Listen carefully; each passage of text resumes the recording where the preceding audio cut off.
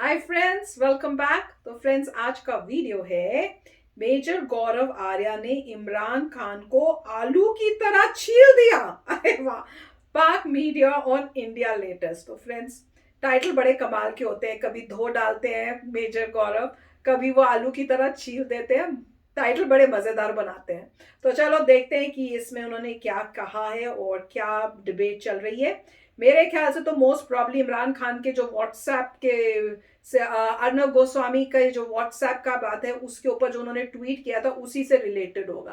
तो फ्रेंड्स, चलो वीडियो शुरू करते हो, पता करते हैं। पर उससे पहले यस, अगर आप चैनल पर नए हो और आपने अभी तक सब्सक्राइब नहीं किया तो जल्दी से सब्सक्राइब के बटन और बेल आइकन को क्लिक कर लो ताकि आपको हमारे सारे न्यू वीडियोस जैसे हम अपलोड करें उसका नोटिफिकेशन आपको मिल जाए। और वीडियो देखने के बाद अगर वीडियो पसंद आए तो कर देना लाइक और शेयर करना ये वीडियो अपने फ्रेंड्स और फैमिली के साथ। तो चलो फ्रेंड्स, शुरू करते हैं आज का ये वीडियो। पहले ये मोदी ने ये करा, हिंदुत्व से ये हुआ, आरएसएस अच्छा है बुरा है, राइट विंग, फाशिज्म, ये दुनिया भर के डायलॉग खान साहब मारते थे। ठीक है, रोज ट्विटर। अब इन्होंने अर्नब को पकड़ लिया, रिपब्लिक मीडिया नेटवर्क को पकड़ लिया। ये होगा क्या इससे चीमा साहब? ये होगा क्या? मैं बता रहा हूं। आपको लगता है कि अर्नब और खान साहब के बीच में एक डिबेट होनी चाहिए, इमरान खान नियाजी के बीच में एक डिबेट होनी चाहिए टीवी पे? दोस्तों कैसे हैं आप? उम्मीद करता हूं अच्छे होंगे। भारत पाकिस्तान घमासान में आज फिर से दोनों तरफ के पैनलिस्ट के बीच में घमासान हुआ। मेजर गौरव आर्या ने कमर चीमा का कीमा हमेशा की तरह बना दिया और जिस तरह से इमरान खान अर्नब को लेकर ट्वीट पर ट्वीट कर रहे हैं, एक देश के प्रधानमंत्री को क्या यह शोभा देता है? लेकिन मियां साहब को शायद मलेशिया में प्लेन जो खड़ा है उसकी फिक्र नहीं है। जिन यात्रियों को बेइज्जती के साथ नीचे उतारा गया था, उनको जमीन पर सोना पड़ा था, उनकी फिक्र नहीं है। उनको बस अर्नब की फिक्र है। अपनी आवाम को बेवकूफ बनाने का एक और मौका उनको मिल गया है। देखिए मेजर साहब, मैं समझता हूं कि अर्नब गोस्वामी का और प्राइम मिनिस्टर इमरान खान का कोई लेवल ही नहीं है, पहली बात। दूसरी बात जो आप कर रहे हैं कि इमरान खान ने आपको पकड़ लिया या मीडिया नेटवर्क की बात कर रहा है, मैं ये समझता हूं कि हमने तो एक रेफरेंस दिया है क्योंकि पाकिस्तान समझता है कि भारत के अंदर जो इस वक्त पॉलिटिकल लीडरशिप है वो पाकिस्तान के ऊपर बैनुल-अक़वामी कानून की खिलाफ वर्जी करके नेशनल सिक्योरिटी इशू है हमारे लिए। तो इसलिए, लेकिन आप जो है, आपका मसला तो और है। आप जहां पे आपके टीवी का हेडक्वार्टर है मुंबई के अंदर या महाराष्ट्र में जहां बैठे हैं, शिवसेना की हुकूमत है, वो पहले भी अर्नब गोस्वामी के ऊपर केस बना चुके हैं पहले भी। और दूसरी बात यह है कि मुझे इस चीज का अंदाजा है कि भारत की जो सियासी जमातें हैं और पर्टिकुलरली शिवसेना और बाकी, वो इस चीज को समझते हैं कि नरेंद्र मोदी साहब ने जो राइट विंग पॉपुलिज्म थी, आइडेंटिटी की सियासत थी, मीडिया का जो कंट्रोल है और खासकर दाएं बाजू का जो मीडिया, उसको इतना कंट्रोल कर लिया हुआ है और नेशनलिज्म का एजेंडा कंट्रोल कर लिया हुआ है। तो ये सारा का सारा चीजें तो उनके हाथ में है। तो बेसिकली अर्नब गोस्वामी को टारगेट करना basically is a part of the Shiv Sena plan, जो कि वो आपका एक डोमेस्टिक प्रॉब्लम है। सो उसमें आप देखें ना, आपकी पुलिस ने एक वो खबर लीक कर दी अर्नब साहब को इंसल्ट करने के लिए जिसमें आपके नेशनल सिक्योरिटी राज भी थे। This is not about us, look inside sir, हम तो रेफरेंस दे रहे हैं। ये प्रॉब्लम है। बिल्कुल बिल्कुल। आपने वो व्हाट्सएप चैट्स पढ़ी हैं चीमा साहब? ये अच्छा पूछा है, पढ़ी है जी, मैं गुजरा उस चैट से जी। उसमें ऐसा क्या लिखा था जिसमें नेशनल सिक्योरिटी कॉम्प्रोमाइज हो गई? वही तो मैं बोला। शॉर्ट में आंसर दीजिएगा, फिर मुझे दूसरे पैनलिस्ट के पास भी जाना है।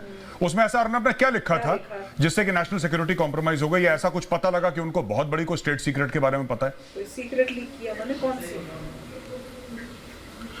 देखें, जब अर्नब गोस्वामी का प्राइम मिनिस्टर ऑफिस से डायरेक्ट कांटेक्ट हो, सर वो ये बात करें। सर मैं वो बात ही नहीं कर रहा। कुछ बड़ा होने वाला सर, है एक मिनट पाकिस्तान के हवाले से। सर एक मिनट जो चीमा साहब एक मिनट, चीमा साहब एक मिनट, तो डेफिनेटली दैट मेक्स चीमा साहब एक मिनट, मैं कहीं कोई फर्क नहीं पड़ता। नहीं, चीमा साहब एक मिनट। अर्नब गोस्वामी का किससे भी कांटेक्ट हो, ठीक है, दैट डज नॉट मैटर। 10 पत्रकार हैं जिन्होंने नरेंद्र मोदी जी का इंटरव्यू लिया है, उसमें से एक अर्नब गोस्वामी भी है। और यहां पे जैसे आपके यहां भी होता है, आपके यहां लोग लेते हैं इमरान खान का इंटरव्यू, ठीक है। उस व्हाट्सएप चैट में जिसके बारे में इतनी हवा भरी गई है, उसमें ऐसा अर्नब ने क्या लिख दिया जिससे आपको, किसी भी पाकिस्तानी को या किसी भी हिंदुस्तानी को यह पता लगा कि साहब अर्नब को बड़ी कोई खुफिया जानकारी थी? इसके बारे में जरा रोशनी डालिए। 30 सेकंड का वक्त है आपके पास, फिर मैं जाता हूं वैभव सिंह के पास। आंसर ही नहीं होगा मुझे लग रहा है। मुझे सिर्फ इतना बता दे मेजर साहब सर आप मुझे बता दें चीमा साहब, चीमा साहब एक मिनट, चीमा साहब एक मिनट, इंडिया की बात हो रही है, चीमा साहब एक मिनट, चीमा साहब हम तो चीमा साहब आप इस शो का एंकर मुझे ही रहने दें, मेरे सवाल का जवाब दें।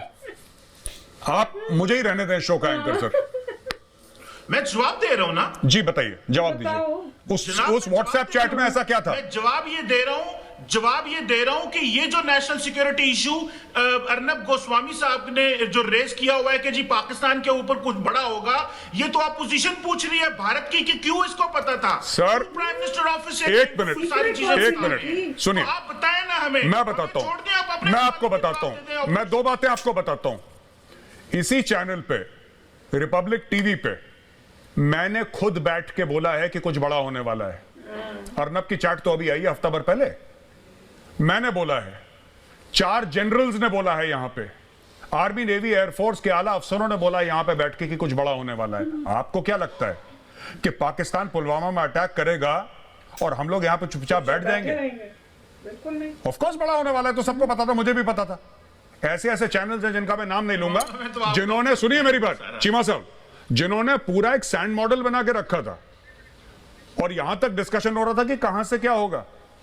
अब मैं आपको बताता हूं कि असली बात क्या है। अब मुद्दे पे आते हैं, आधे से ज्यादा वक्त खत्म हो गया इस डिबेट का, मुद्दे पे आते हैं।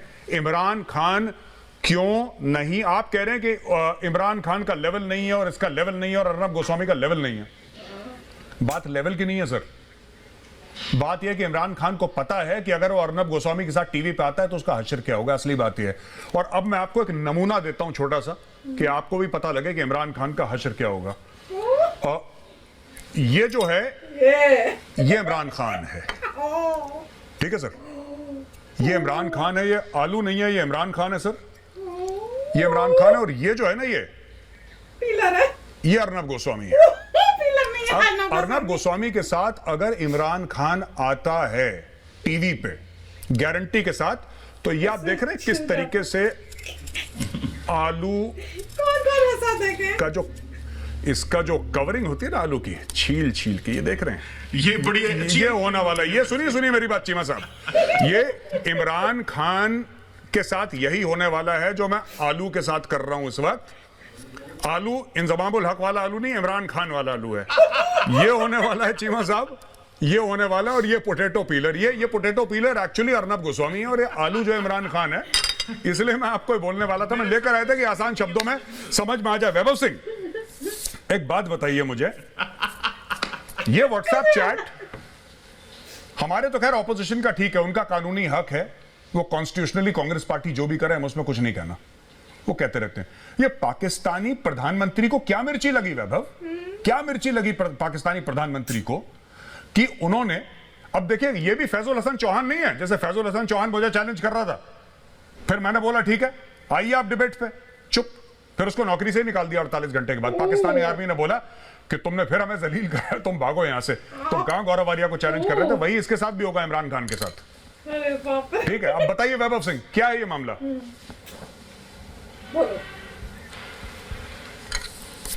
देखिए, अभी आप लोगों ने काफी जिक्र किया कि इनके पीआईए के पायलट्स फर्जी है।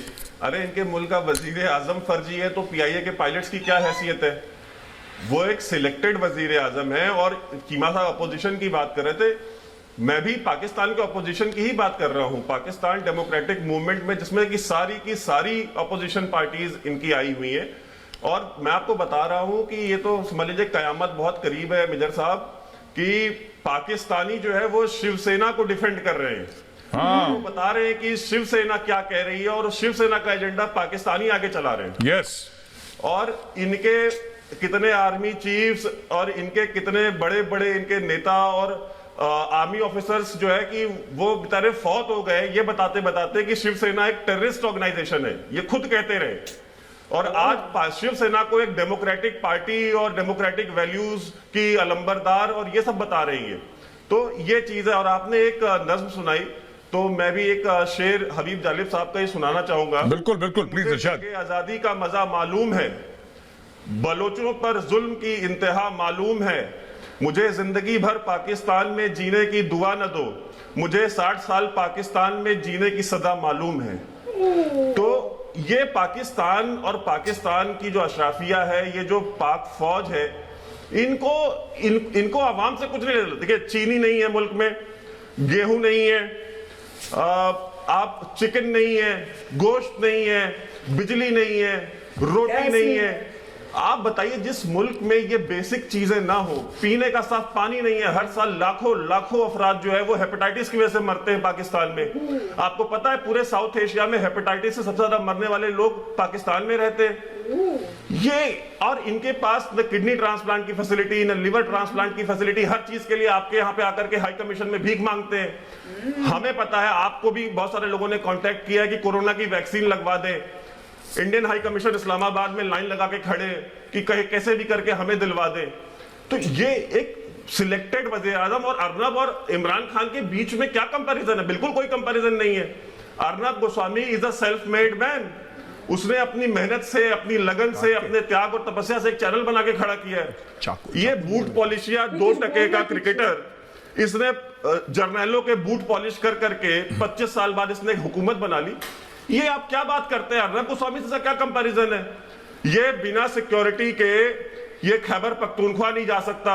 ये बिना सिक्योरिटी के आवाम बैठी हुई है, शिया मरे हुए वहां बैठ के कह रहे हैं कि वजीर आजम आए और हमें जो है कि दिलासा दे। उनको कहता है कि ये ब्लैकमेलर है, मैं नहीं जाऊंगा। क्यों? क्योंकि डरा हुआ है, उसको पता है वहां जाकर बलोच मारेंगे इसको। जी अर्नब, तो सॉरी वजीर आजम है, अर्नब का नाम जबान पे आ रहा है। वैभव, बहुत बहुत धन्यवाद आपका। आरजू काजमी साहिबा, ये देखिए ना, जो भी मसाइल है, हर एक मुल्क में मसाइल, ऐसा नहीं कि हिंदुस्तान में मसाइल नहीं, हिंदुस्तान में भी बहुत मसाइल हो सकता है पाकिस्तान से ज्यादा हो, राइट? लेकिन पाकिस्तान एक अलहदा मुल्क है जो कि एक सेल्फ डिस्ट्रक्टिव पाथ पे, ये ना, मैं अक्सर जब कंपेयर करता हूं पाकिस्तान को, मेरे दिमाग में मैंने एक आर्टिकल लिखा है, अगर आप सर्च करेंगे उसको, गूगल पे जाएंगे, मेजर गौरव आर्या टाइप करिए और उसके आगे लिखिए द वीरू इफेक्ट। बहुत पहले मैंने आर्टिकल लिखा था, 2-3 साल पहले, द वीरू इफेक्ट। जय और वीरू थे 2 कैरेक्टर फिल्म शोले के, तो उसमें वीरू इफेक्ट, यानी कि वीरू जो चढ़ जाता है ना टंकी के ऊपर, शोले फिल्म में, आपने पता नहीं देखी नहीं देखी, वो टंकी के ऊपर चढ़ जाता है शराब पी के, वीरू का कैरेक्टर, ये बोलता है कि अगर बसंती के साथ मेरी शादी नहीं करवाओगे तो मैं सुसाइड कर लूं। ये this reminds me, the character of Veeru reminds me of Pakistan. मैं on a very serious note बोल रहा हूं, कोई मजाक वाली बात नहीं है आरजू काज़मी जी। ये ऐसा क्यों है कि एक सुसाइडल पाथ पे ऐसा लग रहा है कि पाकिस्तान के, और जितने भी हैं, ये जितने भी हैं, आपका इतना बड़ा दुश्मन यहूद और हनूद नहीं है। आपका सबसे बड़ा दुश्मन जो आपके खुद के सियासतदान हैं, आपके आला अफसर हैं मिलिट्री के, जो आपके डीप स्टेट हैं, आपके जो प्राइम मिनिस्टर्स हैं, वो सबसे बड़े दुश्मन हैं आपके मुल्क के। जो आटे का बुरहान है, गोश्त का बुरहान है, चीनी का बुरहान है, वो नरेंद्र मोदी ने नहीं करा, वो नहीं कर सकता नरेंद्र मोदी, वो आप ही लोगों ने करा है। पीआईए का अगर तैयारा पकड़ा गया, या रूजवेल्ट होटल या स्क्राइब होटल पकड़ा गया, या फिर 10 और किस्म की यूनाइटेड नेशन से ऐसी बातें आई कि साहब ये मत करिए आप ऐसा, और इन पे पीआईए में मत ट्रैवल करिए, तो ये जो चीजें हैं ये तो नहीं करी ना नरेंद्र मोदी ने, या हिंदू ने, या फिर यहूद ने, ये तो नहीं करी, ये तो आप लोगों की करी हुई है। फिर आप कहते हैं अर्नब गोस्वामी, आप एक बात देखिए, सुनिए, आलू छील के हमने बताया था आपको किस तरीके से उसकी खाल निकाली जाएगी इमरान खान की। अब हमारे मीडिया में ना काफी दोस्त बोलेंगे इंडिया में कि यार ये कोई चीज है, आप ऐसे कर रहे हैं। ये समझाने का तरीका होता है, to explain to the people in the language they understand. ये मसला है। अब देखिए आरजू जी, एक बात बताइए, आरजू जी को जरा स्क्रीन पर लाइए, मैं एक और चीज दिखाना चाहता हूं आरजू जी को। देखिए आरजू जी, ये देखिए, ये पहले तो उसने आलू छीला, ठीक है, अर्नब पहले आलू छीलेगा, आलू यानी कि इमरान खान, फिर उसके बाद मैडम ये आलू कटेगा, ये धीरे धीरे ना इस तरीके से ये आलू कटेगा, ये कट गया आलू, ये देखिए, ये 2 टुकड़े हो जाएंगे। टीवी पे आप एक बार इमरान खान को बोलिए कि आए जरा यहाँ पे, हम अर्नब को भेजने को तैयार है, न्यूट्रल टेरिटरी में दुबई भेज देंगे, दुबई में आए, वो इमरान खान आते रहते हैं, उनके असासे हैं वहां पे दुबई में। इमरान खान ने लिए थे ना पैसे, एक इंडियन से और एक यहूदी से पैसे लिए थे, आपकी ऑपोजिशन पार्टीज कह रही हैं काफी। तो बताइए मैडम, ये क्यों करता है? हमसे पैसे भी लेगा इमरान खान, हमें गाली भी देगा, ये तो गलत चीज है ना। बात हो रही है आपके पार्लियामेंट में, नहीं हो रही कि इमरान खान ने एक इंडियन से और एक इजरायली से पैसे लिए हैं? आरजू जी क्यों लिए हैं?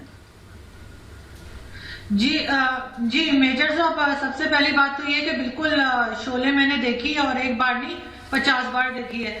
और बिल्कुल आप ठीक कह रहे हैं, हमारा जो दुश्मन है वो भारत नहीं है, हमारे दुश्मन हमारे मुल्क के अंदर ही बैठे हैं। और जैसे आदिल कावस जी को आप जरूर जानते होंगे क्योंकि आप डॉन न्यूज़पेपर पढ़ते हैं और उनके आर्टिकल्स आया करते थे कुछ साल पहले तक। और उन्होंने कहा था कि पाकिस्तान में चोर जाता है और डाकू आता है हुकूमत में, तो उन्होंने बिल्कुल ठीक बात कही थी। यहाँ पे जो आता है चोर जाता है और डाकू आके वो फिर गवर्नमेंट बना लेते हैं और उसके बाद कहते हैं कि जी भारत दुश्मन है, भारत नुकसान कर रहा है, लेकिन असल नुकसान हमें मुल्क के अंदर से ही हो रहा है और इसी चीज को ठीक करने की जरूरत है। लेकिन मसला ये है कि हम लोग बोल नहीं सकते और अगर हम ज्यादा कुछ बोलेंगे तो आपको मालूम है फिर कि गायब हो जाएंगे।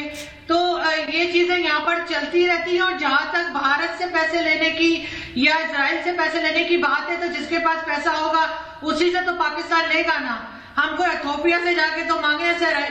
तो जाहिर है मुल्क शुरू से चल ही कर्जों के ऊपर रहा है और आगे भी जो सिचुएशन है वैसी ही चलती हुई नजर आ रही है। मुझे नहीं लगता कि कहीं जाकर 100 साल में भी कुछ इम्प्रूव हो पाएगा, क्योंकि जब तक हम अपनी गलतियों को मानेंगे नहीं तो हम उसको ठीक कैसे करेंगे। और हम मानने की ना तो पोजीशन में है और ना हिम्मत रखते हैं कि हम सच बोले, इस चीज की किसी में हिम्मत नहीं है यहाँ पर। तो फ्रेंड्स, कमाल का वीडियो था और जो उन्होंने एक्सप्लेन किया आलू छील के और आलू काट के, बाप रे कमाल था। पर मैं तो ये जो आरजू है इनका सुन के काफी हैरान हो रही हूँ। पाकिस्तान में रह के ये सब बोलना, बाप रे, पता नहीं बोल सकते हैं वहां पे कि नहीं। मेरे दिमाग में तो यही था, यही सुनने में आता है रहता है कि जो इस टाइप से बोलेगा उनको तो बुरी हालत हो जाती है, उनको जैसे कहते हैं ना गायब करा देते हैं या वो फतवा जैसे कहते हैं वो जारी हो जाता है। तो मैं तो हैरान हूं ये कैसे बोल रही हैं ये सब।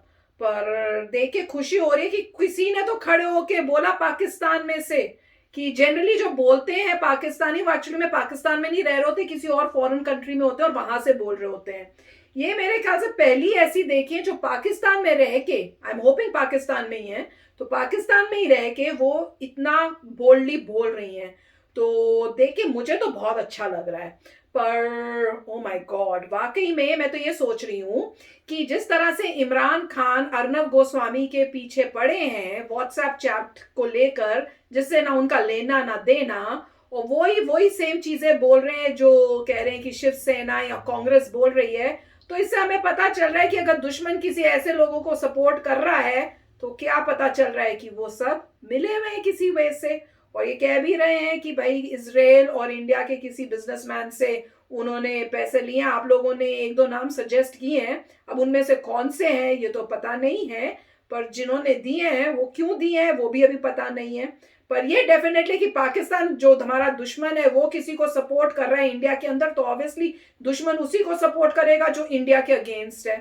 तो ये तो हमारी समझदारी है कि हमें समझ जाना चाहिए ये बात। पर वीडियो कमाल का है।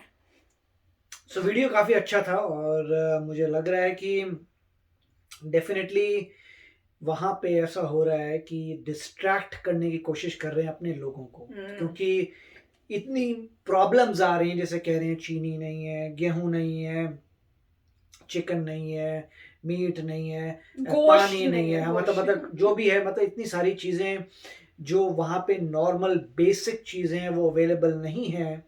उन चीज़ों से डिस्ट्रैक्ट करने के लिए कोई ना कोई ऐसी बात निकाल रहे हैं, वो भी अगेंस्ट इंडिया, क्योंकि स्टार्टिंग से ही उनकी साइकी ऐसी हो चुकी है कि बस एक ही है चीज़ है, आप इंडिया के अगेंस्ट कुछ बोलते जाइए, या कश्मीर की बात कर लीजिए या अर्नब गोस्वामी की बात करने लग गए, कोई ना कोई ऐसी बात करते रहिए, उनके न्यूज़पेपर्स उसी बात को आगे लेते आएंगे जिससे लोगों का ध्यान जो है अपनी प्रॉब्लम्स में ना जाए, इन्हीं चीज़ों में जाए। तो ये टेक्निक है और यही वो बताने की कोशिश कर रहे हैं कि आपकी अंदरूनी प्रॉब्लम्स हैं, और वो जो आरजू हैं वो भी ये बड़ी बोल्डली कह रही हैं कि सारी प्रॉब्लम्स इंटरनल हैं और ऐसे लगता नहीं है 100 साल तक भी ये ठीक होगी, क्योंकि आप अपनी प्रॉब्लम मान ही नहीं रहे तो आप ठीक क्या करेंगे। और वो ये भी कह रहे हैं कि यहाँ पे लोगों को गायब कर देते हैं तो प्रॉब्लम्स तो हैं। और मेरे ख्याल से इन सब का एक ही वो पॉइंट बार बार कह रहे हैं कि तुमने जो तुम्हारी पॉलिटिकल पाकिस्तान की जो पॉलिटिकल एस्टेब्लिशमेंट जो हेट्रेड पैदा की हुई है इंडिया के अगेंस्ट, वो इसलिए कर रहे हैं क्योंकि उनके अपने वो काम ठीक नहीं हो रहे। जब आपके देश में इतनी प्रॉब्लम्स हैं और जैसे वो कह रहे हैं जो भी आता है चोर आता है, चोर के बाद डाकू आता है और वो अंदर से करप्शन हो रही है, लूट रहे हैं, वो लूट रहे हैं और लोगों का दिमाग लगा रहे हैं इंडिया की हेट्रेड पे जिससे वो अपना कर सके काम। तो बड़े दुख की बात है। आई होप कि स्लोली ये सब बातें जो हैं नॉर्मल इंसान को पता लगे कि इसको मारो गोली कि अर्नब क्या बोल रहा है, तुम ये करो कि चीनी कब आएगी, पानी कब आएगा, इसकी बात करो। टू हेल विद मतलब जो वहाँ पे इंडिया में क्या होता है, जैसे वो कह रहे हैं कि जैसे उन्होंने बात की थी उसकी जो शिवसेना की परवाह क्यों कर रहे हैं, तो वही कह रहे थे आपको क्या फर्क पड़ता है इंडिया, आप अपनी प्रॉब्लम्स पहले सॉल्व करिए। तो मेरे ख्याल से यही मेन बात है, जब पाकिस्तान के लोगों को ये अवेयरनेस आएगी कि मेरी प्रॉब्लम सॉल्व करो। और जैसे हमने काफी सारे वीडियो किए हैं उसमें मुझे लगता है जनता को ऑलरेडी पता है, जनता वो यही जाग रही है धीरे-धीरे। जनता यही कह रही है कि मुझे फर्क नहीं पड़ता यार, तुम मेरी प्रॉब्लम पहले सॉल्व करो, यहाँ पे जो प्रॉब्लम्स हो रही हैं उनको सॉल्व करो। तो मेरे ख्याल से अब देखेंगे उनके इलेक्शन कब होते हैं मुझे पता नहीं है और क्या रिजल्ट आएगा, उनका चेंज होता नहीं हो, मगर वो तभी पॉसिबल है अगर ट्रू डेमोक्रेसी हो। ऊपर से उनकी प्रॉब्लम ये भी है कि ट्रू डेमोक्रेसी नहीं है, जो आर्मी चाहेगी वही बंदा आएगा। तो जो भी है एनी हाउ ये अच्छा डिबेट था, नाइस टू सी कि क्या हो रहा है। यस फ्रेंड्स, तो चलो चलते हैं, मिलेंगे नेक्स्ट वीडियो में बहुत ही जल्द। Till then take care and bye bye. तो अगर आप मेरे इस चैनल पे नए हो तो जल्दी से सब्सक्राइब के बटन को हिट करो और बेल आइकन को क्लिक करो ताकि आपको मेरा जब नया वीडियो मैं लगाऊं आपको उसके बारे में जल्दी से पता चल जाए।